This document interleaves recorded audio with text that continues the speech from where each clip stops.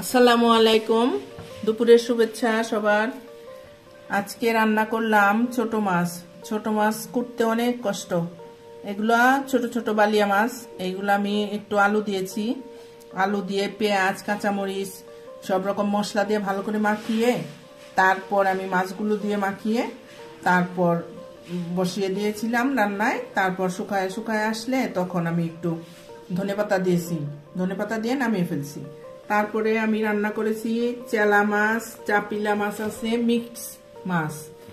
এগুলো আমি একটু বেগুন দিয়ে মাখিয়ে ভালো করে পেঁয়াজ কাঁচামরিচ দিয়ে সরিষার তেল দিয়ে, আমরা আবার সরিষার তেল খাই, সরিষার তেল দিয়ে মাখিয়ে তারপর আমি এটা শুকনা লঙ্কা দিই নাই, কাঁচামরিচ দিয়ে করছি, রান্না করছি সরিষার তেল দিয়ে মাখিয়ে বসিয়ে তারপর চচ্চড়ি করে নিয়েছি।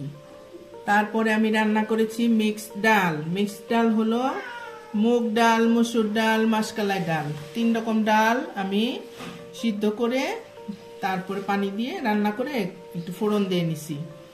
তারপর রান্না করছি করলা ভাজি। করলা ভাজিটা আমি আলু দিতে পছন্দ করি না, আমি করলা ভাজিতে শুধু পেঁয়াজ দিয়ে করলাটা ভাজি করেছি সবুজ সবুজ করে। তারপরে আমি ছোট পুঁটি মাছগুলা ভেজে নিয়েছি। অনেক মাছ নিয়ে আসছিলাম, এগুলা কাটতে কাটতেই অনেক বেলা হয়ে গিয়েছে, তাই আজকে এই পর্যন্তই। মাছগুলাও আমি ভেজে নিয়েছি।